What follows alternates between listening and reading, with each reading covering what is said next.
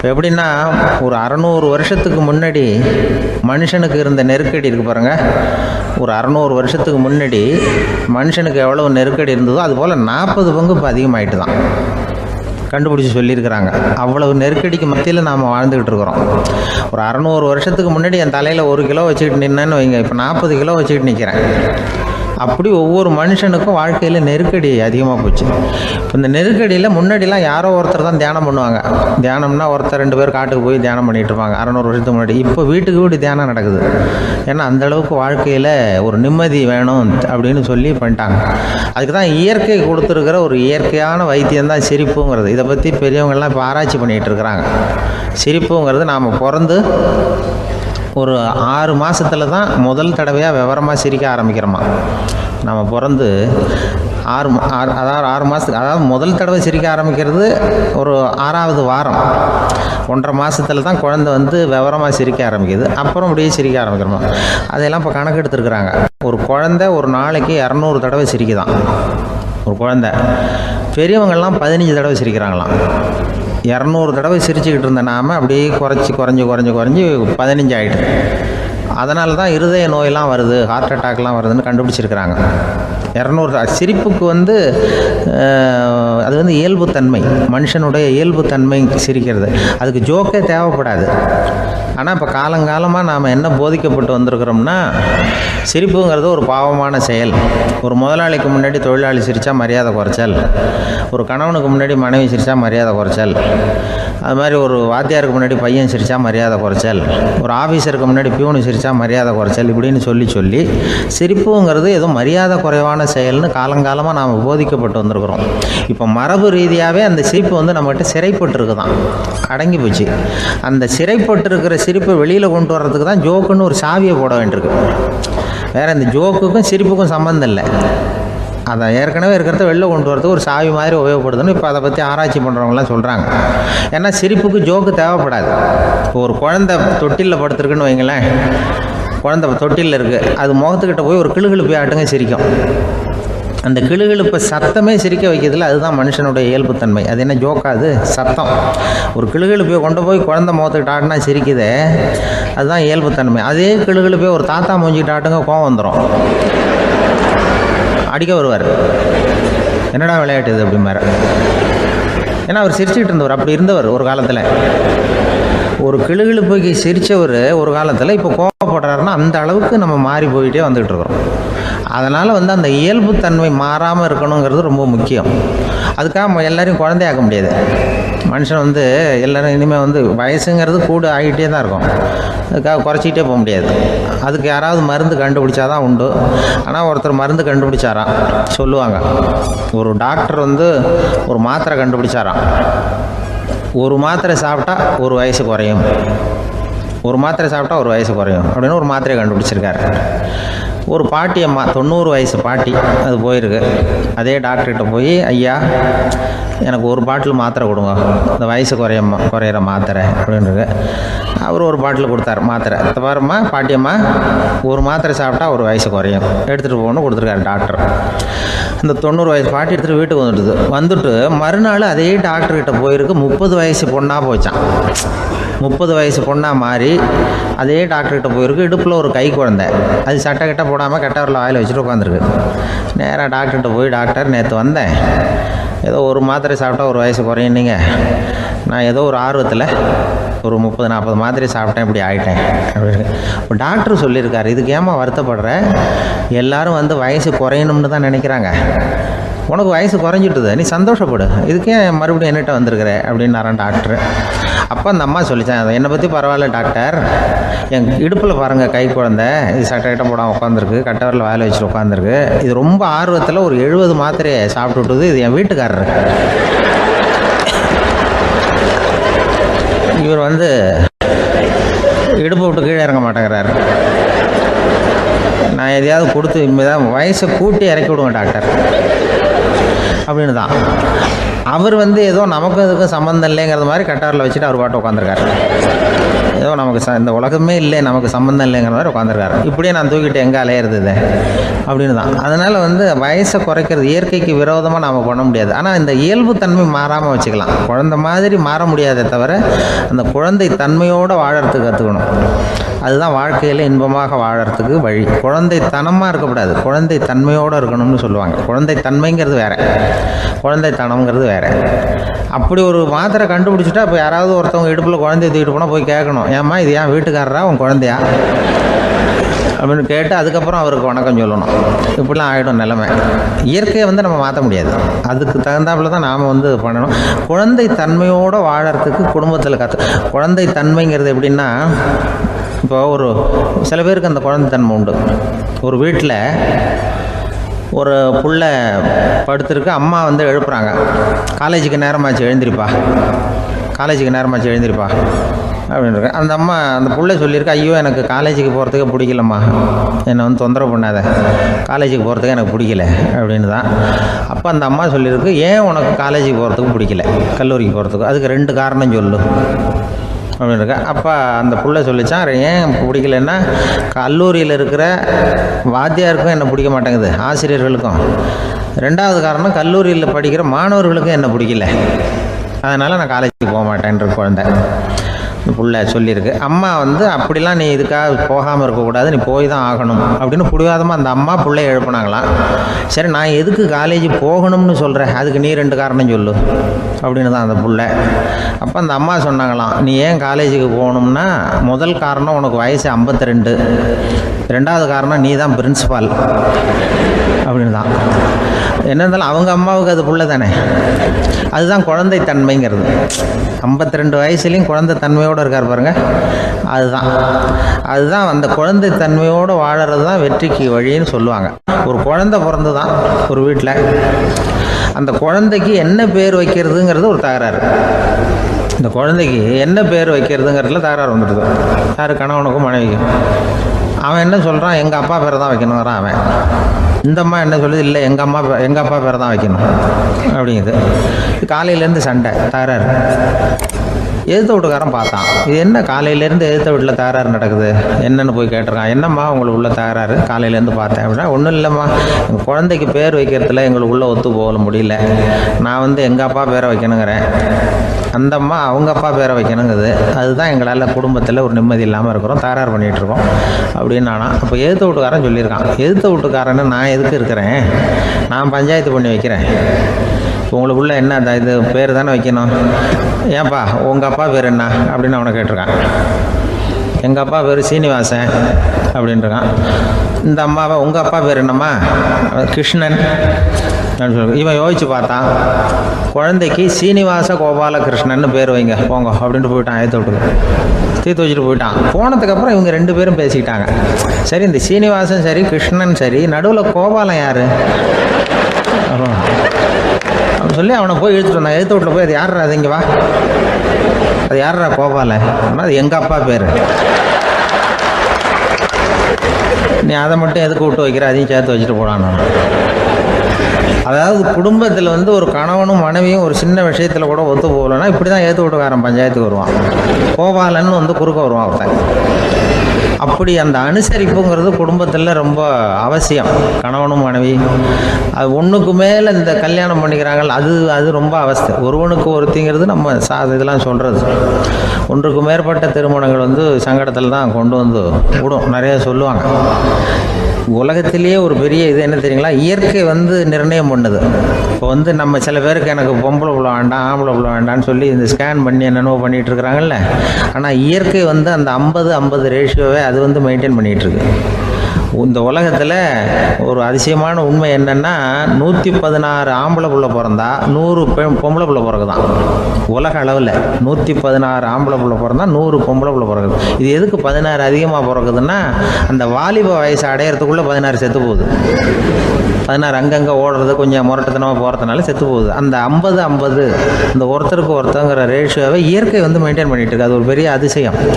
அதை விட பெரிய அதிசயம் என்னென்னா, இந்த உலக யுத்தம் நடந்ததில்ல, முதல் உலக யுத்தம், 2வது யுத்தம், அப்போ பார்த்துருக்குறாங்க, கணக்கு எடுத்துருக்குறாங்க. அந்த யுத்தம் முடிஞ்ச பிறகு 116 ஆம்பளை பிள்ளைக்கு பதிலாக 160-170 பிறக்க ஆரம்பிச்சுதான். 100 பெண் குழந்தைக்கு 170 180 ஆண் குழந்தை. இது எதுக்குன்னா அந்த போரில் செத்து போகுதில்ல ஆம்பளை பிள்ளைகள், அதை ஈடுகட்டுறதுக்காக அதிகமாக பிறக்க ஆரம்பிச்சிருக்கு. அந்த அளவுக்கு இயற்கை ஒரு பெரிய ரேஷியோவை மெயின்டைன் பண்ணுது. அதாவது ஒருவனுக்கு ஒருத்திங்கிறத அது சொல்லிகிட்டு இருக்கு. புறாவெல்லாம் வளர்த்திங்கன்னா, நான் கூட புறா வளர்த்துருக்குறேன் ஊரில். புறா வளர்த்திங்கன்னா ஒரு தடவைக்கு 2 முட்டை தான் விடும் ஒரு வீட்டுக்கு. அந்த 2 முட்டையும் குஞ்சு பறிச்சுன்னா அதில் ஒன்று ஆணாக இருக்கும், ஒன்று பொண்ணாக இருக்கும். அது எந்த முட்டை ஆண் எந்த முட்டை பெண்ணுங்கிறத இயற்கை நிர்ணயம் பண்ணுது. அதை நம்ம மாற்றவே முடியாது. ரெண்டையும் அந்த பெண்ணாவோ ரெண்டையும் ஆணாவோ மாற்ற முடியாது நம்ம. அதனால் அந்த இயற்கையை புரிஞ்சுக்கிட்டு நாம் நடந்துக்கணும். அதனால தான் ஒரு கணவன் ஒரு மனைவி, அதான் ஒருத்தருக்கு ஒருத்தங்கிறது. ஒன்றுக்கு மேலேனா சங்கடம் தான். ஒரு பஸ்ஸில் ரெண்டு பெண்கள் வந்துக்கிட்டு இருந்தாங்களாம். பஸ்ஸு பிரயாணம். 2 பெண்கள் பக்கத்தில் உட்காந்துருக்காங்க. அந்த கண்டக்டரை கூப்பிட்ருக்காங்க, இங்கே வாயா அப்படின்னு அந்த ஒரு அம்மா கூப்பிட்ருக்கு. என்னம்மா அப்படின்ட்டுருக்கார். இந்த ஜன்னலை திறந்து விட்டு போ அப்படின்னு. சரின்னு பக்கத்தில் இருந்த சேனல் திறந்து விட்டு அவர் போயிட்டார். பக்கத்தில் இருந்தாமல் உடனே இங்கே வாயா மறுபடியும் வாயான்னு கூப்பிட்ருக்கு. என்ன இந்த ஜன்னலை மூடி விட்டு போ அப்படின்ட்டுருக்கு. மூடி விட்டு போனார். மறுபடியும் அந்த முன்னாடி கூப்பிட்டது வாமா வாயான்னு மறுபடியும் கண்டக்டரை கூப்பிட்டு, என்ன இந்த மாதிரி இந்த ஜன்னலை நீ மூடி வச்சின்னா நான் மூச்சு திணறி செத்து போடுவேன். அப்புறம் உடனே பக்கத்தில் இருந்தம்மா தபாரியா அந்த அம்மா பேச்சை கேட்டுட்டு நீ திறந்து வச்சின்னா நான் குளிர் தாங்காமல் செத்து போடுவேன் அப்படின்னு அவர் தலையை பிச்சுக்கிறார் கண்டக்டர். என்னடா பெரிய ரொம்ப போச்சேன்னு, கொஞ்சம் தூரம் பிரயாணம் இதில் கூட அட்ஜஸ்ட் பண்ணி போகக்கூடாதா அப்படின்னு. அப்போ அந்த பஸ்ஸில் பின்னாடி ஒருத்தன் கடைசி சீட்டில் வெயில் தாங்காமல் சட்டையெல்லாம் கட்டி போட்டுட்டு ஒரு கிராமத்து ஆள் பீடி குடிச்சிட்டு வரான். அவர் கூப்பிட்ருக்கான் அந்த ஆள், அந்த கண்டக்டர் இங்கே வாயா அங்கே என்ன தகராறு அப்படின்னு. அந்த எதிர்த்து வீட்டுக்காரன் வந்தானே முன்னாடி பஞ்சாயத்துக்கு, அது மாதிரி கண்டக்டர் இங்கே வாயா அவன் ஏன் நீ என்ன சொல்ல போகிற அப்படின்ட்டு வந்திருக்கான். சட்டையெல்லாம் கட்டி போட்டு பீடி குடிக்கிறோம், பீடி புகையை ஊதி விட்டு அங்கே என்ன தகராறு அப்படின்னு கேட்டிருக்கான். ஒன்றும் இல்லையா, அந்த அம்மா ஜன்னலை திறந்தா செத்து போவேங்கிறது, இந்த அம்மா ஜன்னலை மூடுனா செத்து போவேங்கிறது, நான் என்னையா பண்ணுறது ஒரு ஆள், இதுக்கு ஏன் கவலைப்படுறேன், நான் சொல்கிறத கேளு, நான் தீர்த்து வைக்கிறேன் பிரச்சனையை அப்படின்னு சொல்லிவிட்டு பீடியை எடுத்துக்கிட்டு புகையை ஊதிவிட்டு சொன்னானா, கொஞ்ச நேரம் அந்த ஜன்னலை மூடி வை, அந்த அம்மா செத்து போவோம், அப்புறம் திறந்து வை, இந்த அம்மா செத்து போவோம், நாம் நிம்மதியாக போகலாம்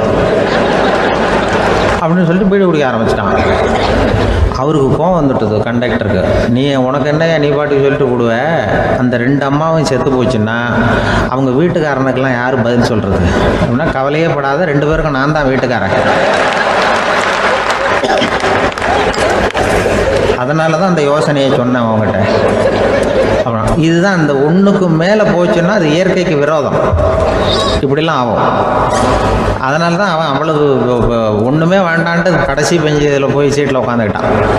அப்படி அது இயற்கையை புரிஞ்சுக்கிட்டு வாழணுங்கிறது முக்கியம். குடும்பத்தில் கணவனுடைய பங்கு என்ன, மனைவியினுடைய பங்கு, குழந்தை குட்டிகள்லாம் சொல்லுவாங்க. அப்படி இருக்கணும். கணவன்கிறவனுக்கு நிறைய சகிப்புத்தன்மை தேவைப்படுது. ஒரு ஊரில் ஒரு மன்னர் இருந்தார். அவர் பக்கத்து தேசத்து மேலே படையெடுக்கணும்னு நினச்சிக்கிட்டு இருந்தார். அதையும் தன்னுடைய நாட்டோட சேர்த்துக்கணுங்கிற ஆசை. எப்போ படையெடுக்கலாம்னு யோசிச்சுக்கிட்டு இருந்தார். இப்படி யோசிச்சுக்கிட்டு இருந்த சமயத்தில் ஒரு பெரியவர் அவரை தேடிக்கிட்டு வந்தார். அவர் அடிக்கடி வருவார், அவர்கிட்ட பேசிக்கிட்டு இருப்பார். இப்போவும் அப்படி தான் வந்தார். என்ன மன்னா யோசனைன்னாரு. இவர் தன்னுடைய யோசனையை சொன்னார். இந்த சமயத்தில் மன்னருக்கு தாகம் எடுத்தது, தண்ணி குடிக்கணும் போல இருந்தது. உடனே அங்கே இருந்த ஒரு அரண்மனை பணியாளரை கூப்பிட்டார். போய் கொஞ்சம் தண்ணி கொண்டு வாப்பா அப்படின்னார். அந்த பணியாளர் போனார், ஒரு கோலையில் தண்ணி கொண்டு வந்தார். ராஜா கிட்ட நீட்டினார். ராஜா அதை வாங்கி குடிக்கிறதுக்காக வாய்கிட்ட கொண்டுட்டு போனார். அந்த நேரம் பார்த்து மன்னா கொஞ்சம் பொறுங்கன்னார் இந்த பெரியவர். ஆவலோடு குடிக்க போன மன்னர் அப்படியே நிறுத்திக்கிட்டு பெரியவரை பார்த்தார். இப்போ அந்த பெரியவர் சொன்னார், மன்னா, இப்போ உங்களை விட வலிமை உள்ள ஒரு சக்தி உங்களுக்கு தண்ணி கொடுக்க மறுத்துடுதுன்னு வைங்க, உங்களை குடிக்க விடாமல் தடுத்துடுது அப்படின்னா, இப்போ இந்த ஒரு கோவளை தண்ணீரை என்ன விலை கொடுத்து வாங்குவீங்க அப்படின்னு கேட்டார். இப்போ எனக்கு இருக்கிற தாகத்துக்கு என்னுடைய அரசாங்கத்தில் பாதியையாவது கொடுத்து இந்த தண்ணியை வாங்கிறதுக்கு தயங்க மாட்டேன்னார் அவர். சரி, இப்போ அந்த தண்ணியை குடிங்கன்னார் பெரியவர். மன்னர் ஆவலோடு அந்த தண்ணியை குடித்து முடித்தார். அதுக்கப்புறம் கொஞ்ச நேரம் தன்னுடைய படையெடுப்பை பற்றி சொல்லிக்கிட்டு இருந்தார். கொஞ்ச நேரம் கழித்து மறுபடியும் இந்த பெரியவர் கேட்டார், மன்னா, இப்போ நீங்கள் ஒரு கோவளை தண்ணீரை குடித்து முடிச்சுட்டீங்க. இப்போ அந்த தண்ணீர் உங்கள் உடம்பை விட்டு வெளியில் வரக்கூடிய பாதை அடைபட்டு போச்சு அப்படின்னு வச்சுக்கோங்க, அதை வெளியேற்றுவதற்காக நீங்கள் எவ்வளவு செலவழிப்பீங்க அப்படின்னு கேட்டார். மன்னர் யோசனை பண்ணார், அப்படி ஒரு நிலைமை ஏற்பட்டு போச்சுன்னா என்னுடைய அரசாங்கம் பூராவையும் அதுக்கு ஈடாக தர்றதுக்கு கூட தயங்க மாட்டேன்னார். இப்போ அந்த பெரியவர் சொன்னார், எந்த அரசாங்கத்தின் மதிப்பு ஒரு கோவள தண்ணீர் அளவுக்கு கூட இல்லையோ அந்த அரசாங்கத்தை அடையணுங்கிற பேராசையில் மனிதர்கள் தங்களுடைய சகோதரர்கள் கூடவே சண்டை போட்டுக்கிறாங்களே, அதில் ஏதாவது அர்த்தம் இருக்குதா அப்படின்னாராம். மன்னருக்கு இப்போ தான் அர்த்தம் புரிஞ்சுதான். மனசில் தெளிவு உண்டாச்சு. தன் மனசுக்குள்ளே உண்டான வெறியை விரட்டி அடிச்சு விட்டார். அதுக்கப்புறம் நிம்மதியாக ஆட்சி புரிஞ்சார். இப்படி ஒரு கதை. உயிருக்கு என்ன விலை கொஞ்சம் யோசனை பண்ணி பாருங்கள். ஆனால் அது இப்போ எவ்வளோ மலிவாக போயிட்டுது, அதையும் யோசனை பண்ணி பாருங்களேன். ஆசை பேராசையாக மாறுது, அப்புறம் அது வெறியாக ஆகுது, அதுக்கப்புறம் பைத்தியம் பிடிக்குது. இந்த காலத்து மனிதர்களுக்கு 2 விதமான பைத்தியம் பிடிச்சிருக்கிறதாக ஒரு பெரியவர் சொல்கிறார். ஒன்று பணம், இன்னொன்று அதிகாரம். இதெல்லாம் எவ்வளவு காலத்துக்கு நீடிக்கும்? ஒரு சர்வாதிகார நாட்டில் 3 பேர் ஜெயிலில் இருட்டு அறையில் பேசிக்கிட்டு இருக்கிறாங்க. நீ எப்படி இந்த ஜெயிலுக்கு வந்த அப்படின்னு ஒருத்தர் கேட்டாராம்.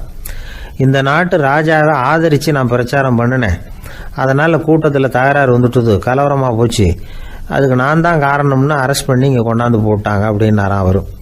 சரி, நீ எப்படி இங்கே வந்த அப்படின்னு இன்னொருத்தரை பார்த்து கேட்டிருக்கார். நான் இந்த நாட்டு ராஜாவை எதிர்த்து பிரச்சாரம் பண்ணேன், அதனால் கலவரம், அரெஸ்ட் பண்ணி கொண்டாந்து போட்டாங்கன்னார். சரிப்பா, நீ எப்படி அங்கே வந்த அப்படின்னு 3வது ஆளை பார்த்து இவங்க கேட்டாங்களாம். இதுக்கு அந்த ஆள் மெதுவாக வெளிச்சத்துக்கு நான் தான் இந்த நாட்டு ராஜா அப்படின்னாராம்.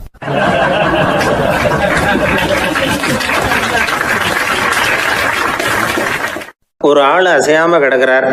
அவர் இருக்காரா போயிட்டாராங்கிறத எப்படி முடிவு பண்ணுறோம்? அவர் மூக்குக்கு முன்னாடி புறங்கையை வச்சு பார்க்குறோம், மூச்சு வருதா இல்லையா அப்படிங்கிறத கண்டுபிடிக்கிறதுக்காக. மூச்சுங்கிறது அவ்வளவு முக்கியமான ஒரு விஷயம். சுவாசம் இல்லைன்னா எதுவுமே இல்லை. நம்ம பூமி இருக்க அது கூட சுவாசிக்குதுங்கிறத சோவியத் விஞ்ஞானிகள் கண்டுபிடிச்சிருக்கிறாங்க. பூமிக்கு மேலே இருக்கிற மண் அடுக்கில் காற்றில் உள்ள ஆக்சிஜன் ஆக்சிகரணம் அடையுது அப்படின்னு தான் இதுவரைக்கும் எல்லாரும் நம்பிக்கிட்டு இருந்தாங்க. ஆனால் இப்போ என்ன கண்டுபிடிச்சிருக்கிறாங்கன்னா, அந்த ஆக்சிஜன் பூமிக்குள்ளே 1 கிலோமீட்டர் ஆழம் வரைக்கும் ஊடுருவி போகுதான். பூமிக்குள்ளே 2 பக்கமும் பல கிலோமீட்டர் வரைக்கும் பரவுதான். பூமிக்குள்ளே இருக்கிற நீர்நிலை அடுக்குகள் தான் நுரையீரல் செய்கிற வேலையை செய்யுதான். நம்ம உடம்புல நுரையீரல் இல்லைன்னா ஒன்றும் நடக்காது. ஒரு மரத்தை தலைகீழாக தொங்க போட்டால் எப்படி இருக்கும் அப்படி யோசிச்சு பாருங்க. அப்படி தான் இதுவும் நுரையீரலும் அப்படி தான் இருக்கும்.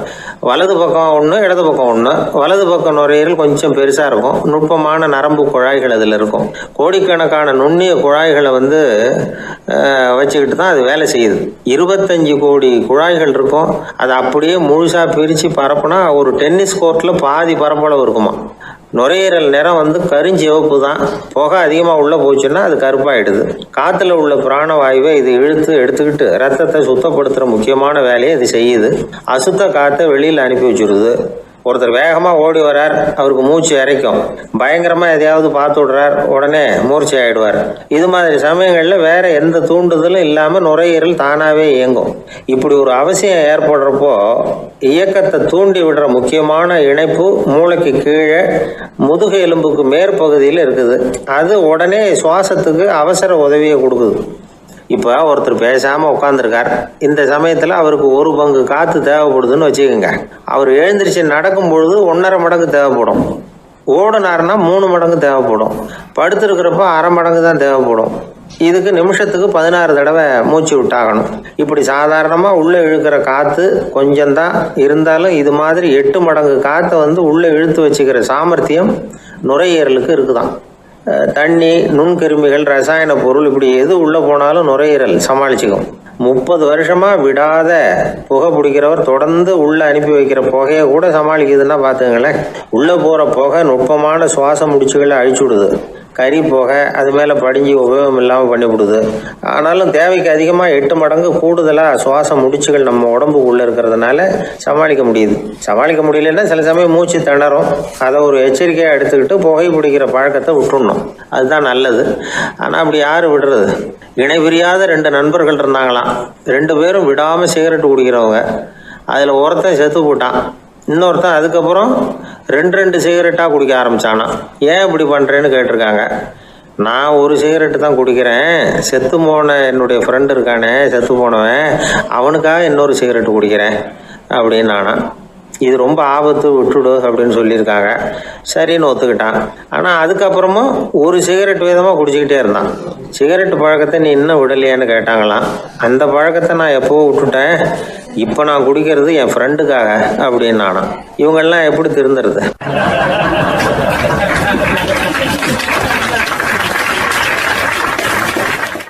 இந்த உலகத்தில் எத்தனை வகையான மனிதர்கள் இருக்கிறாங்க? ஒவ்வொரு மனிதனுமே ஒவ்வொரு வகை அப்படிங்கிறாங்க விஞ்ஞானிகள். மனிதர்களை 3 வகையாக பிரிக்கலாம் அப்படின்னு சொல்கிறாங்க மெய்ஞானிகள். இவங்களை பற்றிலாம் ஏற்கனவே நாம் பேசியிருக்கிறோம். இப்போ டாக்டர் எட்வர்டு பேஷ் அப்படிங்கிற நிபுணர் என்ன சொல்கிறார் தெரியுமா? மனிதர்களை 7 வகையாக பிரிக்கலாம்ங்கிறார். மனிதர்களின் மனநிலை அடிப்படையில் அவங்களை 7 விதமாக வகைப்படுத்துகிறார் அவர். சரி, அது என்ன 7 வகை? முதல் வகை என்னன்னா பயந்த குணம் உள்ளவங்க. சார் ரொம்ப பயந்த சுபாவம், வீட்டில் கூட வாயே திறக்க மாட்டார், சாப்பிட போகிறப்ப மட்டும்தான் கொஞ்சம் வாயை திறப்பார், அப்புறம் மூடிக்குவார் அப்படின்னு சில பேரை பற்றி நாம் பேசிக்கிறது உண்டு. இவங்கெல்லாம் இந்த வகை, அதாவது பயந்த குணம் உள்ளவர்கள் அப்படிங்கிற முதல் வகை. சரி, 2வது வகை என்னன்னா சஞ்சலப்படுகிறவர்கள். எதுக்கு எடுத்தாலும் கலக்கம், குழப்பம், இப்படியே காலம் தள்ளிட்டு இருப்பாங்க. பல பேர் பார்த்துருப்பீங்க. அவங்கெல்லாம் இந்த வகை. 3வது வகை என்னன்னா யதார்த்த உலகை மறந்து கற்பனை உலகத்திலேயே மிதக்கிறவங்க. இளைஞர்கள், கவிஞர்கள், இப்படி பல பேர் இருக்கிறாங்க. எப்போ பார்த்தாலும் கற்பனை உலகத்திலேயே மிதந்துக்கிட்டு இருப்பாங்க. கிட்டத்தில் போய் என்னங்க ஒரு மாதிரியாக இருக்கிறீங்க அப்படின்னு கேட்டு பாருங்க, அவங்களெல்லாம் ஏதோ ஒரு அற்ப புழுவை பார்க்குறது மாதிரி அவங்கள பார்ப்பாங்க. அதுவும் அந்த வானத்து நிலாவை பாருங்கள், அது என்னை வா வான்னு கூப்பிடுது, எனக்கு சீக்கிரத்தில் ஒரு நாள் சிறகுகள் முளைக்கும், சிறகடித்து வானத்தில் பறந்து போவேன், அந்த செல்ல நிலாவை கொஞ்சிவிட்டு வருவேன், இப்படிலாம் பேசிகிட்டு இருப்பாங்க. கொஞ்சிறது அப்புறம் இருக்கட்டும், இப்போ கஞ்சிக்கு வழியே பாருப்பா அப்படின்னா அதை காதில் வாங்க மாட்டாங்க. நாம் ஏதோ இந்த உலகத்தை அனுபவிக்க தெரியாதவர்கள் மாதிரி நம்மளை அவங்க கவனிப்பாங்க. இப்படி ஒரு ரகம். 4வது வகை மனிதர்கள் எப்படின்னா, இவங்க தனிமை உணர்வு மிக்கவர்கள். இவங்க மற்றவங்களோட இயல்பாக நெருங்கி பழகிறதில்ல, தான் உண்டு தன்னுடைய வேலை உண்டுன்னு இருந்துட்டு போகிறவங்க. அடுத்த வீட்டில் இருக்கிறவர் யார் அப்படின்னு கேட்டால் கூட அடுத்த வீடுன்னு ஒன்று இருக்கா அப்படிங்கிறது மாதிரி நம்ம முகத்தை பார்ப்பாங்க. அவங்ககிட்ட மேற்கொண்டு நாம் என்னத்தை பேச முடியும்? இப்படி ஒரு வகை. 5வது வகை மனிதர்கள் எப்படின்னா, இவங்க மற்றவங்க செல்வாக்குக்கு உட்பட மறுப்பவர்கள். அடுத்தவங்களோட செல்வாக்குக்கு இவங்க ஆட்படுறதில்ல. நான் யார் தெரியுமான்னு கேட்டால் அதை தெரிஞ்சுட்டு எனக்கு என்ன ஆக போகுதும்பாங்க. இவங்கெல்லாம் அந்த ரகம். 6வது வகை மனிதர்கள் எப்பவும் எதுலேயும் பற்றில்லாமல் இருக்கிறவங்க. இது ஒரு துறவு மனப்பான்மை. இயல்பாகவே சில பேர் இப்படி உண்டு, அவங்களுக்கு எதுலேயும் ஒரு ஈடுபாடு இருக்காது. அப்படிப்பட்டவங்கெல்லாம் 6வது வகை. 7வது வகை மனிதர்கள் மற்றவங்க கவலையை தன்னுடையதாக ஆக்கிக்கிட்டு கவலைப்படுறவங்க. இவங்கெல்லாம் மகாத்மாக்கள். தாம் வேறு அடுத்தவங்க வேறு அப்படிங்கிற எண்ணம் இவங்களுக்கு வர்றதில்லை. அதனால் அடுத்தவங்களுக்கு ஒரு துன்பம் வந்ததுன்னா இவங்களால சும்மா இருக்க முடியறதில்ல. ஆக கூடி இப்படி 7 விதமான மனிதர்களை அடையாளம் காட்டுறார் அந்த நிபுணர். இதில் நாம் எந்த வகையில் வர்றோம் அப்படிங்கிறத நாம் தான் அடையாளம் கண்டுபிடிக்கணும். எனக்கு தெரிஞ்ச ஒரு மனிதர் உண்டு. அவர் ஒரு வித்தியாசமான வகை. எதையும் நடைமுறை சாத்தியமாக சிந்திக்கிறவர். எப்பவும் அடுத்தவங்களும் நல்லா இருக்கணும், நாமும் நல்லா இருக்கணும் அப்படின்னு ஆசைப்படுறவர். அவருக்கு ஒரு சமயம் திடீர்னு உடம்பு சுகம் இல்லாமல் போயிட்டுது. டாக்டர்கிட்ட போனார், பணம் கொடுத்தார், வைத்தியம் பார்த்துக்கிட்டார். அவர் எழுதி கொடுத்த மருந்து சீட்டை வாங்கினார். ஒரு மருந்து கடைக்கு போனார், பணம் கொடுத்தார், மருந்து வாங்கினார். அதை எடுத்துகிட்டு வீட்டுக்கு வந்தார். அதுக்கப்புறம் அந்த மருந்து அவர் சாப்பிடணும்ல, சாப்பிடவே இல்லை, அப்படியே சும்மா வச்சுட்டார். அவரை பார்த்து கேட்டேன், ஏன் சார் இப்படி பண்ணுறீங்க, வீண் செலவு தானே இது, நீங்கள் ஏன் டாக்டர்கிட்ட போய் பணம் செலவு பண்ணினீங்கன்னு கேட்டேன். அவர் சொன்னார், டாக்டர் வாழணும் இல்லையா, அதனால தான் அப்படின்னார். சரி, அப்புறம் ஏன் மருந்து வாங்கினீங்க அப்படின்னு கேட்டேன். மருந்து கடைக்காரர் வாழணும் இல்லையா, அதனால தான் அப்படின்னார். சரி, அப்புறம் ஏன் வாங்கின மருந்து சாப்பிடாம வச்சுட்டீங்க அப்படின்னதுக்கு, நான் வாழணும் இல்லையா அதனால தான் அப்படின்னார். இவர் வாழ்க்கையை புரிஞ்சுக்கிட்டவர். இப்படி வாழ்க்கையை புரிந்து கொண்டு வாழ தெரிஞ்சுக்கணும். எந்த வகை மனிதர் நாம் அப்படிங்கிறத புரிஞ்சுக்கிட்டு வாழ்ந்தோம்னா வாழ்க்கையில் வெற்றி நிச்சயம்.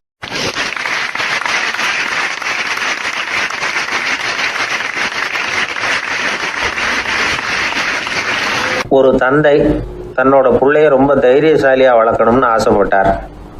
அதுக்காக அவனை கூப்பிட்டு உட்கார வச்சு இப்படி உபதேசம் பண்ணார். இதை பாருப்பா, நான் உன்னாட்டம் இருக்கிறப்போலாம் எதுக்கும் பயப்பட மாட்டேன், ரொம்ப துணிச்சலாக இருப்பேன். ஒரு நாள் ஒரு அப்பாவி எலியை ஒரு பூனை துரத்திட்டு ஓடிச்சு. நான் உடனே என்ன செஞ்சேன் தெரியுமா? அந்த பூனையை பிடிச்சேன், அது வாலில் ஒரு பட்டாசு சரத்தை கட்டினேன், கொளுத்தி விட்டேன், படபடன்னு வெடிக்க ஆரம்பிச்சுட்டுது. அது துள்ளிக்கிட்டு அங்கேயும் இங்கேயும் ஓடி இருக்கு பாரு ஓட்டம், ரொம்ப தமாஷு அப்படின்னார் அப்பா. இப்படி சொல்லிவிட்டு பையனை பார்த்து, இதை கேட்கறதுக்கு உனக்கும் துணிச்சல் வருதா, நான் என்னுடைய செயலை நீ கேட்குறப்போ உனக்கு துணிச்சல் வருதா அப்படின்னு கேட்டார். வருதுன்னா பையன். எப்படின்னா அப்படிங்கிற விவரத்தையும் சொன்னான் அவன். அதாவது எலியை விரட்டினத்துக்காக பூனை வாலில் பட்டாசு கொளுத்துனீங்க நீங்கள், பூனையை விரட்டினத்துக்காக உங்கள் கழுத்தில் பட்டாசு சரத்தை மாட்டினா என்னென்னு தோணுது எனக்கு அப்படின்னு நான் பையன். பையனோட துணிச்சல் அப்பாவே நடுங்க வச்சுட்டுது. அது சரி, ஒரு அப்பா பிள்ளைக்கு இப்படியா உபதேசம் பண்ணுறது?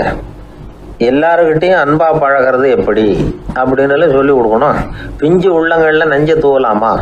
ஒரு நாள் விநாயகர் ஒரு பூனையோடு விளையாடிக்கிட்டு இருந்தாராம். அப்படி ஆசையாக விளையாடிக்கிட்டு இருந்தப்ப அவரோட கை நகம் தவறுதெல்லாம் பூனையோட முகத்தில் பட்டுட்டு தான். அது ஒரு சின்ன கீரெல்லாம் உண்டாகி விட்டுது. அப்பா அவர் அதை ஒரு பெருசாக நினைக்கல. கொஞ்ச நேரத்துக்கு அப்புறம் விநாயகர் வீட்டுக்கு வந்தார். அவங்க அம்மா பார்வதி தேவியை பார்த்தார். பார்வதி தேவி கன்னத்தில் விரலால் கீறினது மாதிரி ஒரு அடையாளம் இருந்தது. விநாயகருக்கு அதிர்ச்சி, ஆச்சரியம். நம்ம அம்மா இந்த உலகத்துக்கே தாயார், அப்பேற்பட்ட அவங்க முகத்திலேயே கீறலை உண்டாக்கக்கூடியவங்க யாராக இருக்க முடியும் அப்படின்னு யோசனை பண்ணார். தாயே, உன்னுடைய கன்னத்தில் இந்த வடு எப்படிம்மா ஏற்பட்டதுன்னு கேட்டார். குழந்தாய், இது நீ செஞ்ச காரியம்தான்ப்பா, உன்னுடைய கை நகம் கீறினதுனால ஏற்பட்ட வடு தான் இது அப்படின்னாங்க அவங்க. விநாயகர் திடுக்கிட்டு போட்டார். எப்படிம்மா அது? நான் எந்த காலத்துலேயும் ஒன்று அப்படி கீறினதாக எனக்கு நினைவு இல்லையே அப்படின்னார். இன்னைக்கு காலையில் ஒரு பூனையை கீறினதை நீ மறந்துட்டியா அப்படின்னாங்க அந்த அம்மா.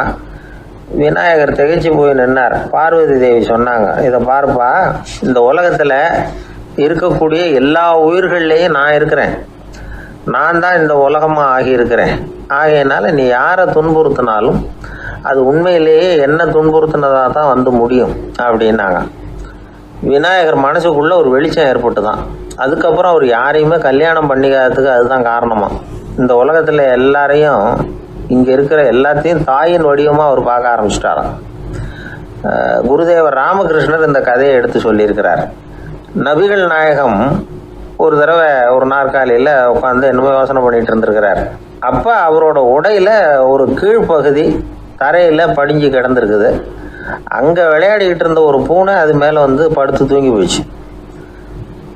தொழுகை செய்ய வேண்டிய நேரம் வந்துட்டது.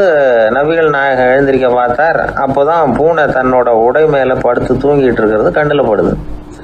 பூனையோட தூக்கத்தை கலைக்க விரும்பல அவர். தன்னுடைய சகோதரியை கூப்பிட்டார், ஒரு கத்திரிக்கோள் எடுத்துகிட்டு வர சொன்னார். பூனை படுத்திருந்த உடைப்பகுதி மட்டும் இருக்குல்ல, அதை மட்டும் அதோட கத்திரிச்சு விட்டுட்டு அதுக்கப்புறம் அவர் எழுந்திரிச்சு தொழுகைக்கு போனாராம். அதாவது பிற உயிர்கள்கிட்ட எப்படி அன்பு காட்டணுங்கிறத பெரியவங்க எவ்வளவோ விதத்தில் நமக்கு எடுத்து காட்டியிருக்கிறாங்க. இருந்தாலும் எத்தனை பேர் மனசில் அதெல்லாம் உரைச்சிருக்குது? நாமளும் நம்ம ட்ரெஸ்ஸு மேலே ஒரு பூனை படுத்திருந்தா ஒரு கத்திரிக்கோலை தான் தேடுவோம், எடுத்துக்கிட்டு வர சொல்லுவோம். துணியை வெட்டுறதுக்கு பதிலாக இல்லை அதோட வாழை வெட்டினா என்ன அப்படின்னு தோணும். ஒரு ஆள் ரொம்ப பிரியமாக ஒரு பூனையை ஆற்றுல குளிப்பாடிக்கிட்டு இருந்தானா. எப்படி?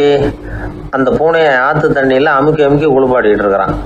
அந்த வழியாக போன பெரியவர் ஒருத்தர் இதை பார்த்தார். இதை பார்ப்பா, பூனையை அது மாதிரி ஆற்று தண்ணியில் அமுக்கி குளிப்பாட்டாத, மூச்சு திணறி செத்து போடும் அப்படின்னு அட்வைஸ் பண்ணார். நீ போய் அவன் வேலையை பார்த்துக்கிட்டு, எனக்கு எல்லாம் தெரியும்னா இவன். சரின்னு அவர் போயிட்டார். கொஞ்ச நேரம் கழித்து அவரே அந்த வழியாக திரும்பி வந்துக்கிட்டு இருந்தார். ஆற்றுல பூனையை குளிப்பாட்டிக்கிட்டு இருந்தவன் அழுதுகிட்டு உட்காந்துருக்கிறான். பக்கத்தில் அந்த பூனை செத்து கிடக்குது. இதை பார்த்தார் பெரியவர். நான் தான் அப்போவே சொன்னேனே அந்த பூனையை ஆற்றுல நினைக்காதேன்னு, அதை கேட்டிருந்தா இப்படி ஆயிருக்குமா அப்படின்னார். அந்த ஆள் கோபமாக இவரை முறைச்சி பார்த்தான். அட போய்யா, இந்த பூனை ஆற்றுல குளித்ததுனால ஒன்றும் செத்து போகல, குளித்ததுக்கு அப்புறம் அதோட உடம்பு ஈரமாக இருக்குதுன்னு அதை புழிஞ்சேன், அதனால தான் இப்படி ஆயிட்டுது அப்படின்னு நானா.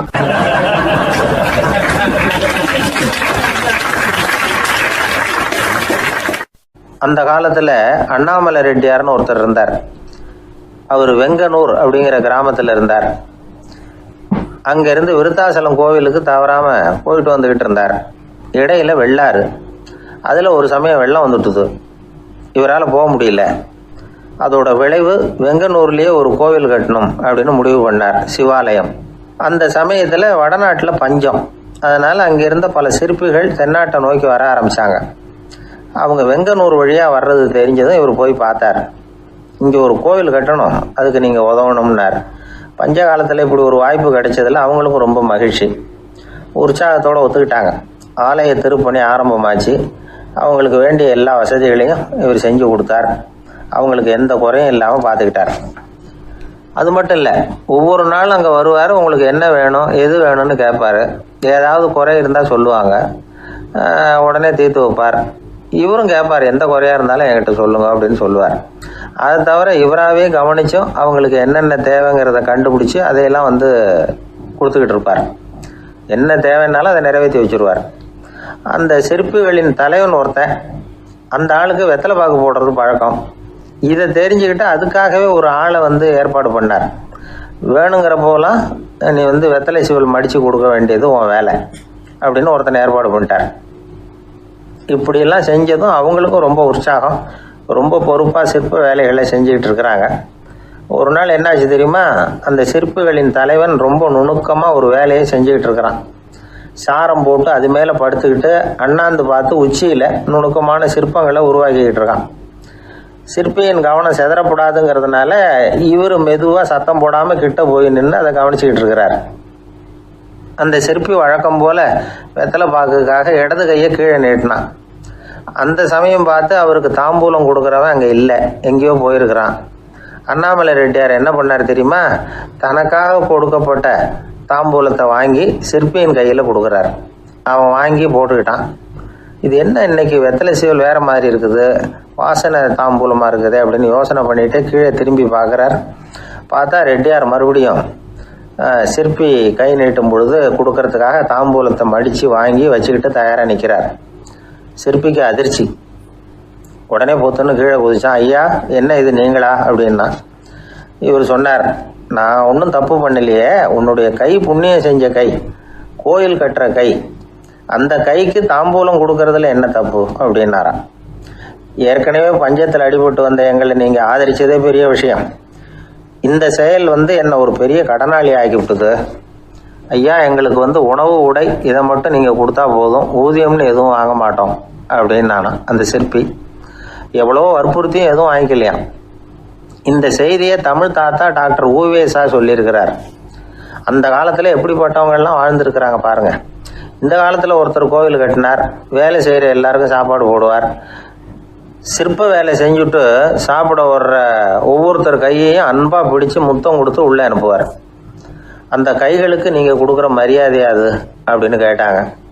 அது இல்லைங்க, ஏற்கனவே முதல் பந்தியில் சாப்பிட வந்தவன் மறுபடியும் வர்றானான்னு கண்டுபிடிக்கிறதுக்காக கையை பிடிச்சி மோந்து பார்க்குறேன் அப்படின்னாராம் அவர்.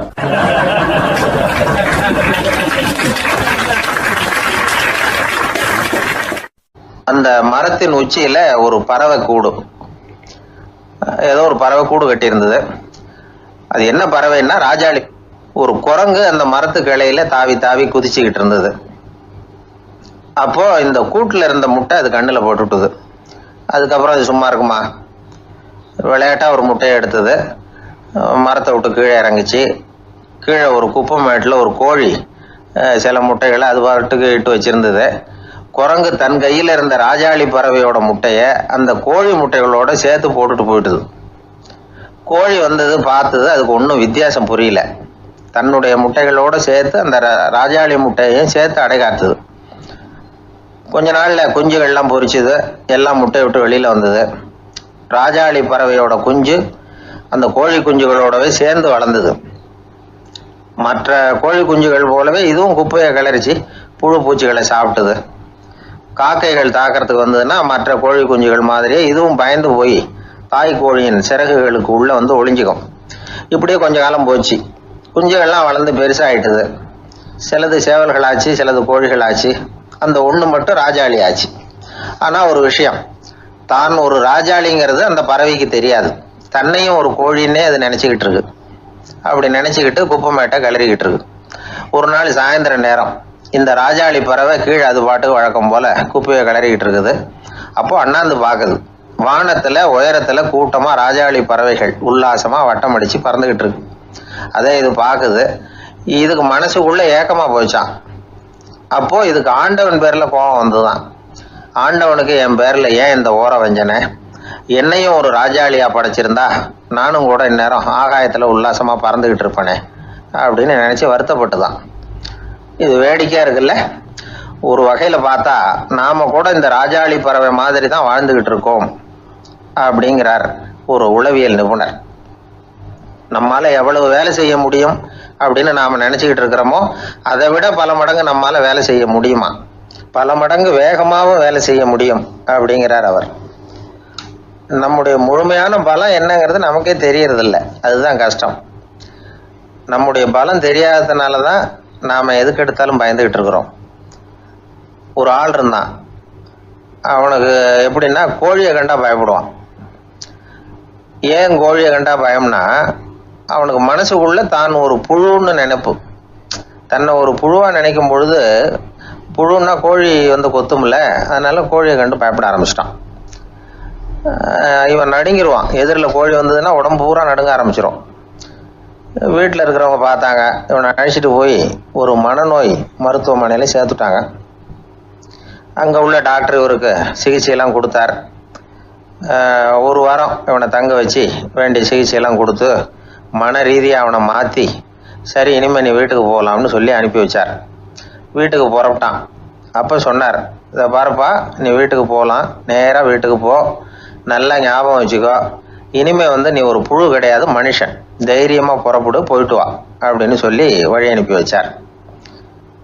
சரிங்க டாக்டர்னு சொல்லிவிட்டு இவன் புறப்பட்டு போனான். பாதி வழி போயிருப்பான். லேசாக நிமிர்ந்து பார்க்குறான், எதிரில் ஒரு கோழி வந்துக்கிட்டு இருக்கு. அது பாட்டுக்கு சாதாரணமாக நடந்து வந்துக்கிட்டு இருந்தது. அவ்வளவுதான், இவன் உடம்பு கிடுகிடுன்னு ஆட ஆரம்பிச்சுட்டுது. திரும்பி ஓடி வந்துட்டான். டாக்டர் கேட்டார், ஏன்ப்பா திரும்பி ஓடி வந்துட்டேன்னு. பாதி தூரம் போயிட்டேன் டாக்டர், எதிரில் ஒரு கோழி வந்துக்கிட்டு இருக்குது, அதான் பயமாக இருந்தது, வந்துட்டேன்னா. டாக்டருக்கு ஒரு மாதிரி ஆகிடுது. அவர் சொன்னார், இதை பாருப்பா, நான் தான் சொன்னேனே, நீ ஒரு புழு இல்லை, மனுஷன். இனிமேல் நீ புழு கிடையாது, நீ ஒரு மனுஷன். நீ ஒரு புழு இல்லைங்கிறது இன்னமும் உனக்கு புரியலையா அப்படின்னாரு டாக்டர். நான் புழு இல்லைங்கிறது எனக்கு தெரிஞ்சுட்டுது டாக்டர், இது அந்த கோழிக்கு தெரியுமான்னு தெரியலையே அப்படின்னா. இவெல்லாம் எந்த காலத்தில் மாறுறது? அதனால் வாழ்க்கையில் வெற்றி பெறணும் அப்படின்னு நினைக்கிறவங்க யாராக இருந்தாலும் தன்னுடைய பலம் என்ன அப்படிங்கிறத முதல்ல புரிஞ்சுக்கணும். தன்னுடைய சக்தியை புரிஞ்சுக்கிட்டவன் வெற்றி பெறுவது நிச்சயம்.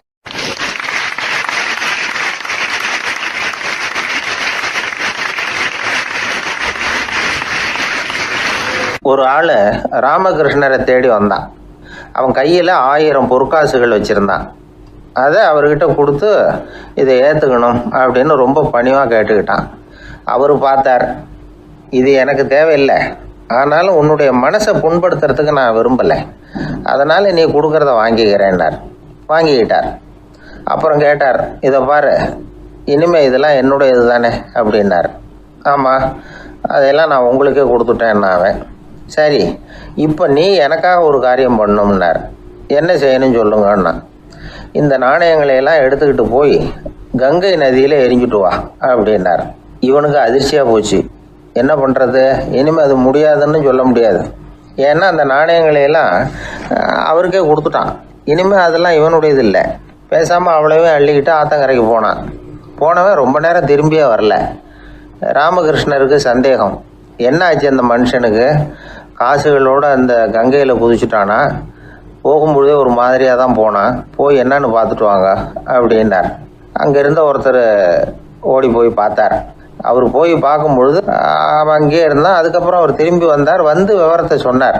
அதாவது அவன் கங்கை கரையில் உட்காந்துக்கிட்டு ஒவ்வொரு நாணயமாக 1 2ன்னு எண்ணி எண்ணி வீசிக்கிட்டு இருக்கிறான். அவனை சுற்றி ஒரு கும்பல் நின்றுக்கிட்டு அவனை தடுத்துக்கிட்டு இருக்குது அப்படின்னு விவரத்தை சொன்னார் போயிட்டு வந்தவர். இதை கேட்டதும் ராமகிருஷ்ணரே புறப்பட்டு அங்கே போனாராம். என்ன இப்படி பண்ணிகிட்டு இருக்கிற?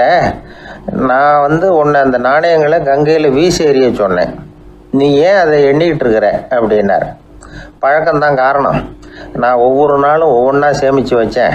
இன்றைக்கி என்கிட்ட நிறைய இருக்குது. உங்களுக்கு ஒரு 1000 நாணயங்களை கொடுக்கணுங்கிறது என்னோட ஆசை அப்படின்னா. இப்போ ராமகிருஷ்ணர் சொன்னார், ஒரே நேரத்தில் எல்லாத்தையும் சம்பாதிச்சிருந்தா நீ எண்ணுறது பொருத்தமாக இருக்கும். எல்லாத்தையும் இழக்கும்போது ஒவ்வொன்றா எண்ணிக்கிட்டு இழக்கிறதுங்கிறது சரியான செயல் இல்லை. அதனால் ஒரே தடவையாக எல்லாத்தையும் தூக்கி எறிஞ்சிடும் அப்படின்னார். இது இழப்பது அப்படிங்கிற ஒரு உயர்ந்த நிலை. இதை நாம் யதார்த்த வாழ்க்கையில் சம்மந்தப்படுத்தி பார்த்து குழப்பிக்கிட்டு இருக்கக்கூடாது. இழக்கிறேன்னு சொல்லிக்கிட்டு இருக்கிற காசையெல்லாம் ஆற்றுலையும் குளத்துலையும் கொண்டு போய் எரிஞ்சிட்டு வாங்க அப்படின்னு உபதேசம் பண்ணுறதாக யாரும் நினச்சிடக்கூடாது. இதில் நாம் புரிஞ்சிக்க வேண்டியது என்னென்னா, எதையாவது ஒன்றை இன்னொருத்தருக்கு கொடுக்கணும் அப்படின்னு விருப்பப்பட்டால் அதை மனப்பூர்வமாக கொடுத்துடணும். கொடுத்துட்டு அதையே நினச்சிக்கிட்டு இருக்கக்கூடாது. நம்மால் ஒருத்தர் ஒரு 100 ரூபா நோட்டை தன்னுடைய நண்பர் ஒருத்தர்கிட்ட கொடுத்து, இது உனக்கு தான் வச்சுக்கோ அப்படின்னார்.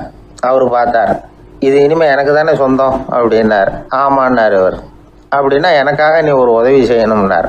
சொல்லுங்கள் செய்கிறேன்னார் அவர். இந்த 100 ரூபா நோட்டை தீ வச்சு கொளுத்தி விடுன்னார். இவர் அதிர்ச்சியாகி அவரை பார்த்தார். இப்போ அவர் சொன்னார், நீ எனக்கு அன்பாக கொடுத்தது இது, இந்த நோட்டு கள்ள நோட்டுங்கிறது எனக்கு முன்னாடியே தெரியும், சீக்கிரம் கொளுத்தி விடு, அதுதான் நம்ம 2 பேருக்குமே நல்லது அப்படின்னாராம் அவர்.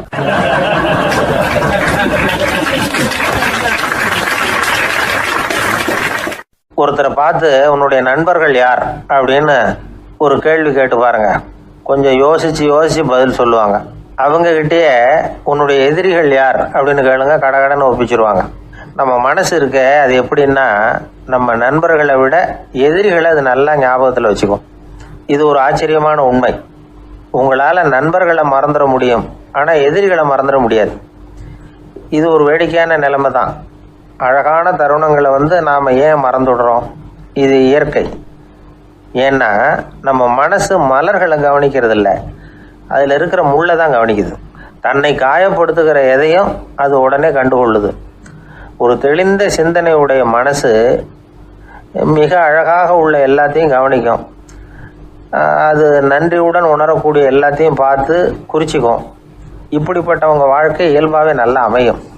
அது ரொம்ப அபூர்வம். மனசில் உள்ள ஒரு சிறிய அமைப்பை மாற்றுவதை பொறுத்து தான் இந்த விஷயம் அப்படிங்கிறார் ஓஷோ. ஒரு யூத கோவில் இருந்து தான், அது யூதர்களின் மடமாகவும் இருந்தது. அங்கே ஒரு தலைமை குரு, அவர் ரொம்ப கண்டிப்பானவர். அந்த கோவிலை ஒட்டி ஒரு தோட்டம்.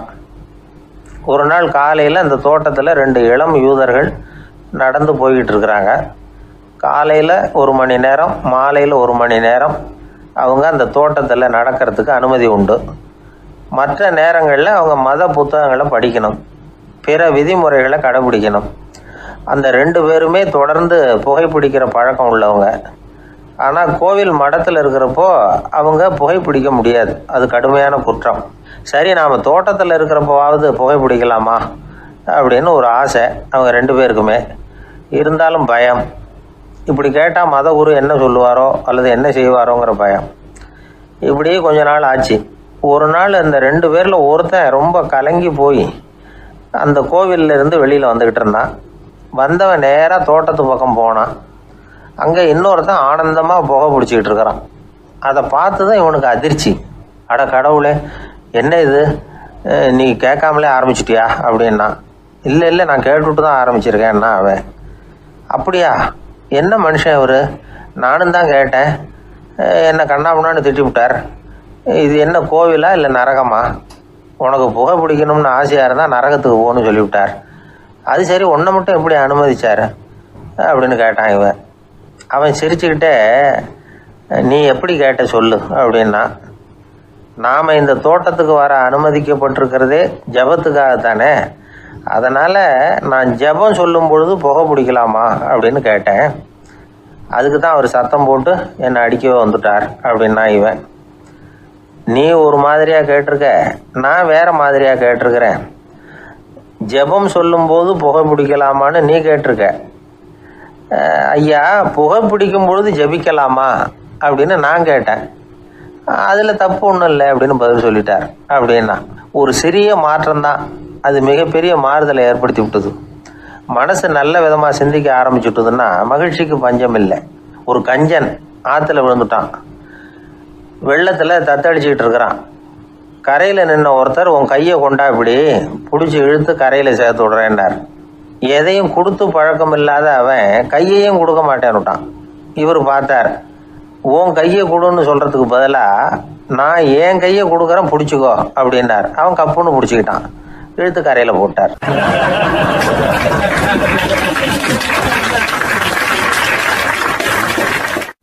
அது ஒரு புகைவண்டி நிலையம். அங்கே ஒருத்தர் காலார நடந்து வந்துக்கிட்டு இருந்தார்.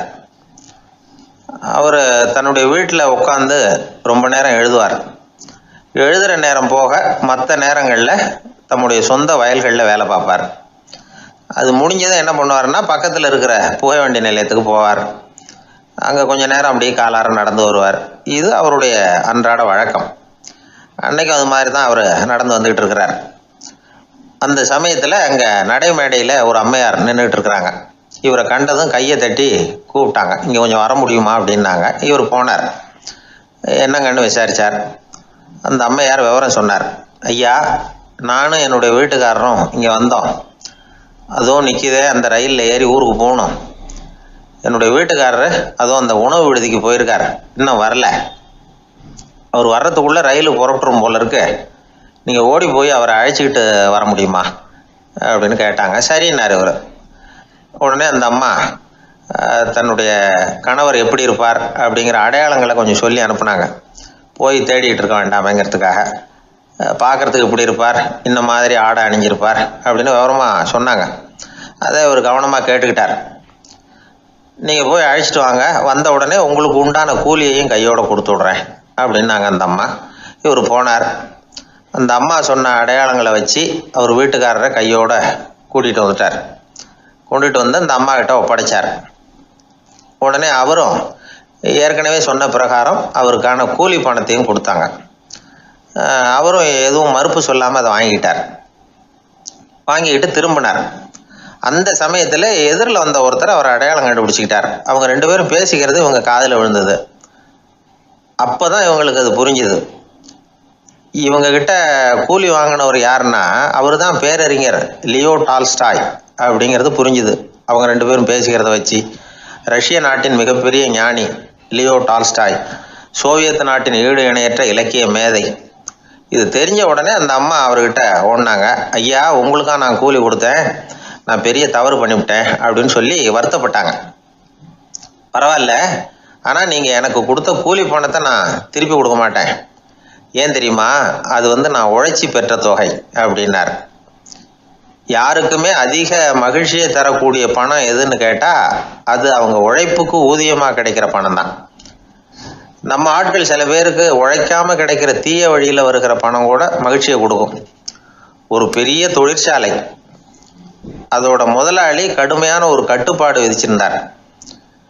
அது என்ன கட்டுப்பாடுன்னா, இந்த தொழிற்சாலைக்கு உள்ள யாரும் சிகரெட்டு பிடிக்கக்கூடாது அப்படிங்கிறது தான். ஒரு நாள் இந்த முதலாளி தன்னுடைய தொழிற்சாலையை சுற்றி பார்த்துக்கிட்டு வரார். அப்போது ஒரு இளைஞன் உள்ள சிகரெட்டு பிடிச்சிக்கிட்டு இருந்தான். அதை பார்த்து விடுறாரு. அவ்வளவுதான், அவருக்கு கோவம் வந்துட்டுது. உடனே உதவியாளரை கூப்பிட்டார். அதோ பாரு, அந்த சிகரெட்டு பிடிச்சிக்கிட்டு இருக்கிறானே, அவன் கணக்கை முடித்து வெளியில் அனுப்பி வச்சிரு அப்படின்னு உத்தரவு போட்டார். அது பிரகாரம் உடனே அவனை அழைச்சிட்டு போய் கணக்கு பார்த்து சம்பள பாக்கி அப்புறம் உதவித்தொகை எல்லாத்தையும் மொத்தமாக கையில் கொடுத்து வெளியில் அனுப்பி வச்சுட்டாங்க. அவன் பணத்தோடு வெளியில் வந்தான். ஏதோ யோசனை பண்ணபடியே நின்றுக்கிட்டு இருந்தான். அவன் என்னப்பா யோசிக்கிற அப்படின்னாரு எதிரில் வந்தவர். இவன் சொன்னான், ஒன்றும் இல்லை, என்னோட நண்பன் ஒருத்தனை பார்க்கறதுக்காக உள்ளே போனேன்.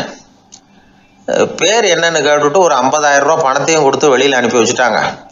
அதுதான் ஏன்னு புரியல, யோசனை பண்ணிகிட்டு இருக்கிறேன் அப்படின்னு நான் இவன்.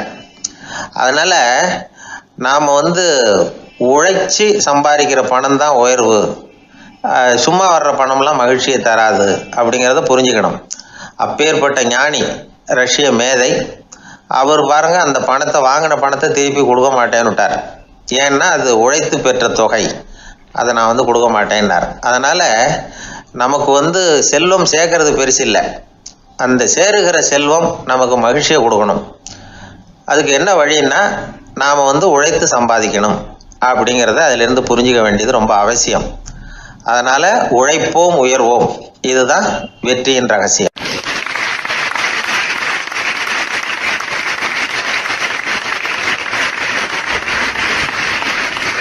வாய் விட்டு சிரிச்சா நோய் விட்டு போகும் அப்படின்னு சொல்றது உண்டு.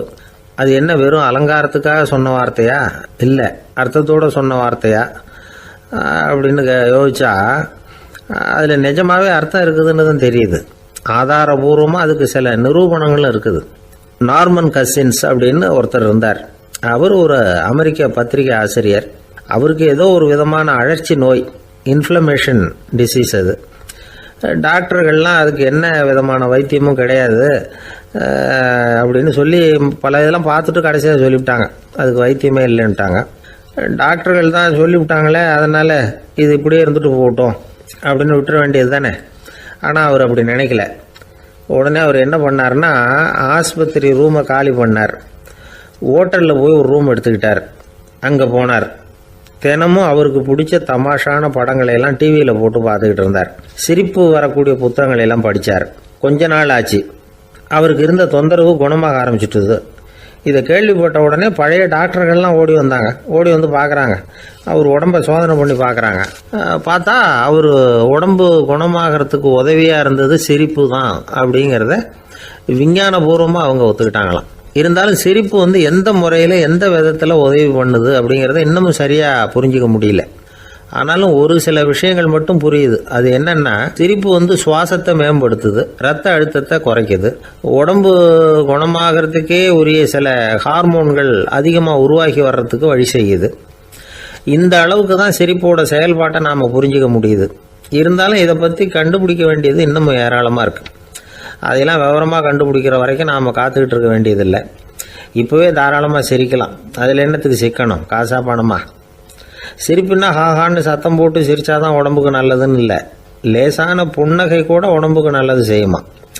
லேசாக புன்னகை பூத்தா அந்த சமயத்தில் நாம் எப்படி ஆகுது, நம்ம உடம்பு பூரா அமைதி அடையுதான். இதையும் ஆதாரபூர்வமாக கண்டுபிடிச்சி தான் சொல்கிறாங்க.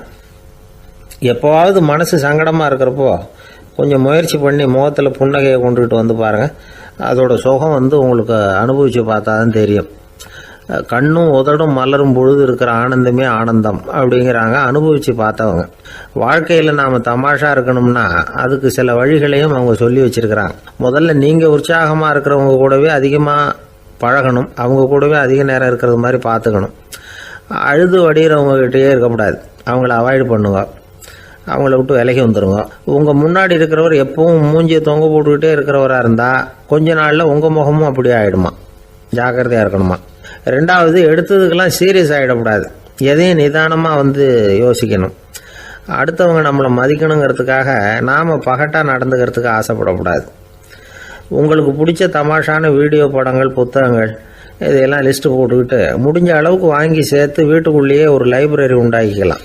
ஒரு பெரிய பிஸ்னஸ்மேன், ரொம்ப வெற்றிகரமாக பிஸ்னஸ் பண்ணுறவராம். அவர் எப்படின்னா அடிக்கடி ரயிலில் பிரயாணம் பண்ணுறப்போ நியூஸ் பேப்பரை வச்சுக்கிட்டு ரொம்ப சுவாரஸ்யமாக படிச்சுக்கிட்டே போகிறான்.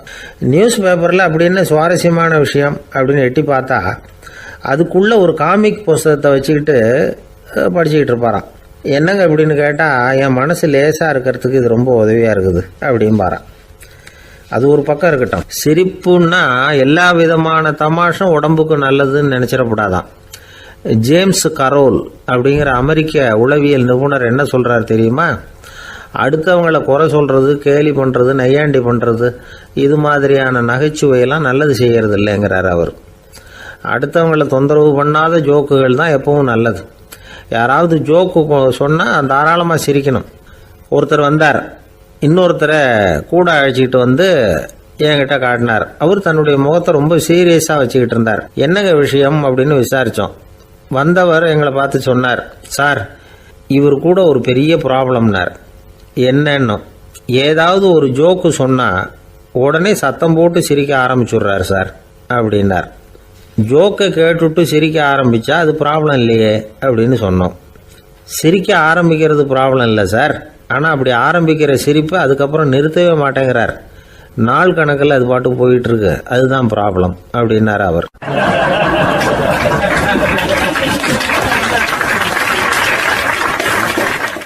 ஒரு நண்பர் ஆனந்தமாக சிகரெட் பிடிச்சிக்கிட்டு இருந்தார். இந்த பழக்கத்தை விட்டுவிடுங்களேன் அப்படின்னு சொல்லி பார்த்தோம். விட்டுடலாம்னு தான் பார்க்குறேன், ஆனால் முடியலையேன்னார். மனசு வச்சா எல்லாம் முடியும் அப்படின்னோம். அவர் கொஞ்ச நேரம் யோசனை பண்ணார். அப்புறம் சொன்னார், சரி சார், இதுதான் நான் பிடிக்கிற கடைசி சிகரெட் அப்படின்னு சொல்லி ரொம்ப அழுத்தமாக புகையை உள்ளுக்கு இழுத்தார். அதுக்கப்புறம் அந்த துண்டு சிகரெட்டை வீசி எறிஞ்சுட்டார். ஒருத்தர் இது மாதிரி தீர்மானம் பண்ணி தன்னுடைய கடைசி சிகரெட்டை தூக்கி எறிஞ்சுட்டாருன்னா அது ஒரு பெரிய விஷயம்தான். அதுக்கு பிறகு அவர் உடம்புல படிப்படியாக என்னென்ன மாற்றங்கள் நடக்கும் அப்படிங்கிறத பற்றி ஒரு விவர பட்டியலே வெளியிட்டிருக்கிறாங்க. அது என்ன விவரம் தெரியுமா? ஒருத்தர் புகைப்பிடிக்கிற பழக்கத்தை நிறுத்துறாருன்னு வச்சுக்கோங்க. அப்படி அவர் நிறுத்தின 20 நிமிடங்களுக்குள்ள உயர் ரத்த அழுத்தம், உடல் வெப்பம், நாடி துடிப்பு இதெல்லாம் சரியான நிலைமைக்கு வந்துடுதான். 8 மணி நேரத்துக்குள்ள இந்த ஸ்மோக்கர்ஸ் பிரீத் அப்படிங்கிற தன்மை மறைஞ்சிருதான். ரத்தத்தில் உள்ள கார்பன் மோனாக்சைடு அளவு குறையுதான், ஆக்சிஜன் அளவு கூடுதான், சரியான அளவுக்கு வந்துடுதான். ஒருத்தர் கடைசி சிகரெட்டை தூக்கி எறிஞ்சுட்டாருன்னா 24 மணி நேரத்துக்குள்ள மாரடைப்பு ஏற்படுறதுக்கான வாய்ப்பு குறைஞ்சுடுதான். 48 மணி நேரத்துக்குள்ள உணர்வு நரம்புகளின் முனைப்பகுதிகள் மறுபடியும் ஒன்று சேர்ந்துருதான். அதனால நாக்கு சுவை உணர்வு, மூக்கின் முகரும் சக்தி இதெல்லாம் மேம்படுதான், நல்ல நிலைமைக்கு வந்துடுதான். சிகரெட்டை நிறுத்தின 3 நாளுக்குள்ள மூச்சு விடுறது சுலபமாயிடுதான். இப்படி அவங்க பட்டியல் நிறைய சொல்றாங்க. 2 அல்லது 3 மாசத்துக்குள்ள என்ன ஆகும் தெரியுமா? ரத்த ஓட்டம் மேம்படுது, நடக்கிறது சுலபமாயிடுது. நுரையீரல் கொள்ளளவு 30% அதிகரிக்குது. 1லேருந்து 9 மாசத்துக்குள்ள சுவாச குறைபாடுகள் நீங்குது. நுரையீரலில் இருக்கக்கூடிய இந்த அசுத்தம் வடிகட்டும் திசுக்கள் சரியா வேலை செய்ய ஆரம்பிச்சிருது. 1 வருஷத்துக்குள்ள இந்த இதய அழுத்த நோய்க்கான வாய்ப்பு பாதியாக குறைஞ்சிருது. இந்த சிகரெட்டை நிறுத்தின 5 வருஷத்துக்குள்ள ஒரு நாளைக்கு 1 பாக்கெட் சிகரெட் பிடிக்கிறவர்களில் நுரையீரல் புற்றுநோயினால் சாகிறவர்கள் எண்ணிக்கை பாதியாக குறைஞ்சிருது. புற்றுநோய் செல்கள் சீரமைக்கப்படுது. ஆக ஒருத்தர் புகைக்கிறத விட்டுணும்னு தீர்மானம் பண்ணி தன் கையில் இருக்கிற சிகரெட்டை இதுதான் கடைசின்னு சொல்லி தூக்கி எறிஞ்சுட்டா அதுக்கப்புறம் படிப்படியாக இவ்வளவு நன்மைகளும் மாற்றங்களும் ஏற்படுறதாக இந்த அமெரிக்கன் கேன்சர் சொசைட்டி தெரிவிச்சிருக்குது. அதனால புகைப்பழக்கம் உள்ளவங்க இதெல்லாம் கொஞ்சம் யோசிச்சு பார்த்து அந்த பழக்கத்தை விட்டு விடுறது ரொம்ப நல்லது. ஆனால் அதையெல்லாம் நாம் சொன்னால் யார் கேட்குறாங்க? என்னுடைய நண்பர் ஒருத்தர் புகைப்பழக்கம் உள்ளவர், அவர் என்கிட்ட சொன்னார், சார், சிகரெட் பிடிக்கிற பழக்கத்தை விட்டு விடுறது என்னை பொறுத்த வரைக்கும் ஒன்றும் பெரிய கஷ்டமான செயல் இல்லை, அது ரொம்ப சுலபம் அப்படின்னார். எப்படி சொல்கிறீங்கன்னு கேட்டேன். நான் ஏற்கனவே 20 தடவை அந்த பழக்கத்தை விட்டுருக்கேன் சார் அப்படின்னார் ரொம்ப பெருமையாக.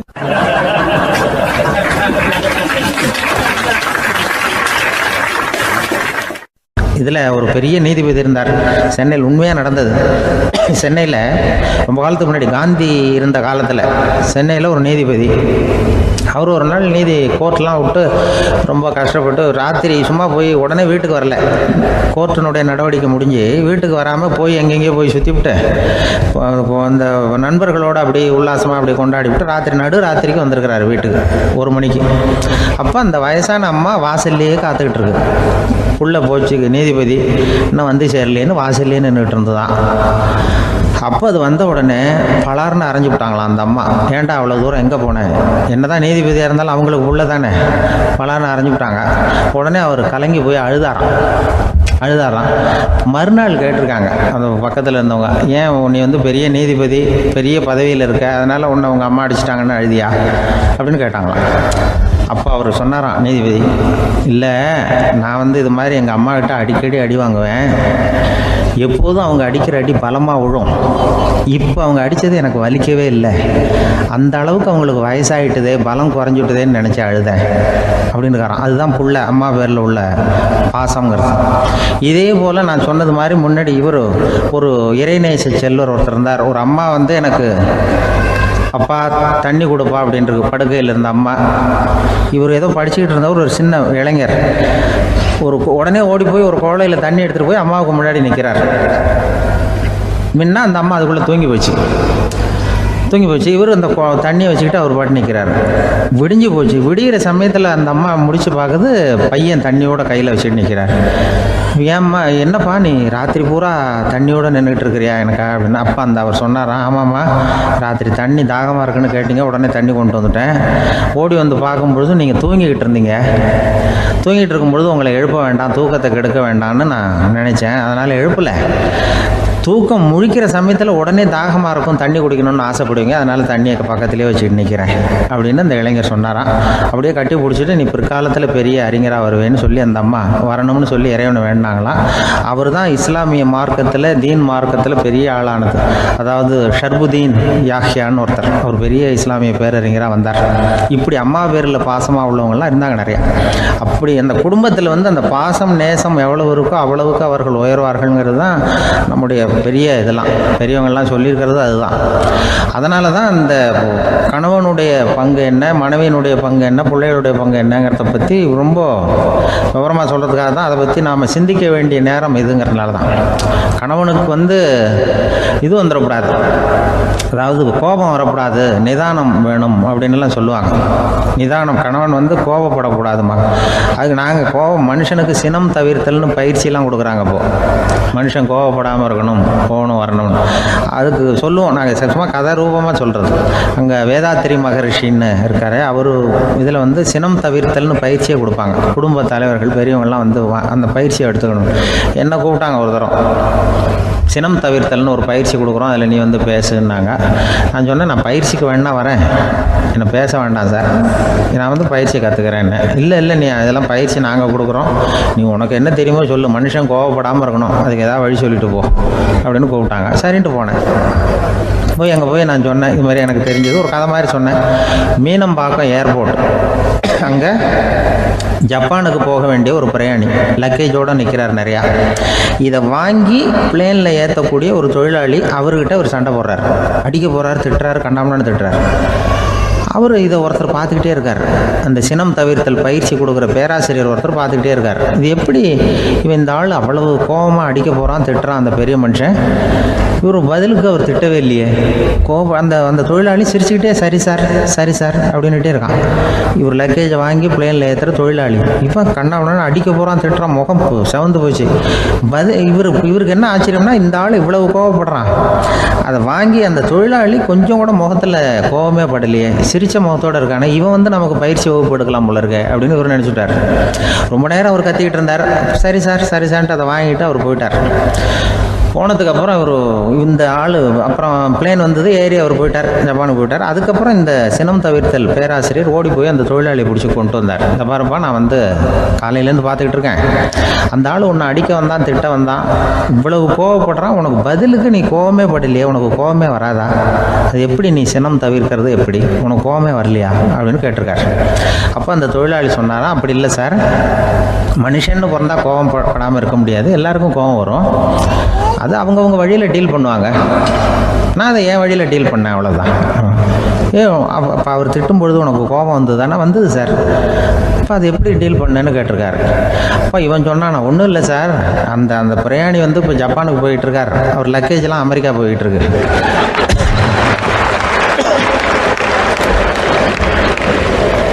இதுக்கு நாம் எதுக்கு சார் அனாவசியமாக அவன்கிட்ட போய் சண்டை போட்டுக்கிட்டேன்? அப்படி மாற்றி ஏற்றி விட்டா அவன் போய் பார்த்துக்கிறான் எங்கேயாவது. அதுதான் நான் சினம் தவிர்க்கிற வழி அப்படின்னு சொன்னாரான். உடனே இதை தான் எனக்கு தெரிஞ்சது கோபம் வராமல் இருக்கிறதுன்னு அங்கே பேசினேன் அந்த கூட்டத்தில். அதுக்கப்புறம் இன்ன வரைக்கும் அவங்க கூப்பிடுறதே இல்லை என்ன. ஏன்னா நாங்கள் வந்து முறையாக ஒருத்தன் கோவப்படாமல் இருக்கிறதுக்கு என்ன வழின்னு சொல்லி கொடுத்துக்கிட்டு இருக்கிறோம். நீ இப்படி பண்ணுறியப்பா அப்படின்னு சொல்லி. ஒரு பெரிய கிராமம், அந்த கிராமத்தில் ஒரு பண்ணையார் வீடு, அதுதான் அந்த கிராமத்திலே பெரிய வீடு. ஒரு நாள் ஒரு திருடன் அந்த கிராமத்துக்கு வந்தான், சுற்றி பார்த்தான். அந்த பண்ணையார் வீடு கண்ணில் பட்டுது. இன்னைக்கு ராத்திரி இந்த வீட்டில் தான் நம்ம தொழிலை ஆரம்பிக்கணும் அப்படின்னு சொல்லி அவன் முடிவு பண்ணிக்கிட்டான். ஏன்னா அதுதான் அந்த கிராமத்திலே கொஞ்சம் பெரிய வீடு, அங்கே தான் அவன் எதிர்பார்க்குறது ஏதாவது கிடைக்கும் அப்படிங்கிறது அவனுடைய முடிவு. நடு ராத்திரி அவன் மெதுவாக சுவரேறி குதித்து அந்த பெரிய வீட்டுக்குள்ளே புகுந்தான். அங்கே போய் பார்த்தா முக்கியமான இடங்கள்ல எல்லாம் காவலுக்கு ஆள் நின்றுக்கிட்டு இருக்கிறாங்க ராத்திரி நேரத்தில். சரி, இந்த வீட்டில் நம்மால் திருட முடியாது அப்படின்னு முடிவு பண்ணிட்டு மெதுவாக வந்த வழியிலேயே திரும்பி வந்தான். அந்த சமயத்தில் காலில் ஏதோ தட்டுப்பட்டுது. என்னது அப்படின்னு சொல்லி குனிஞ்சு பார்த்தா அங்கே ஒரு பெரிய வெங்காய மூட்டை. அடுக்கி வச்சிருக்கிறாங்க.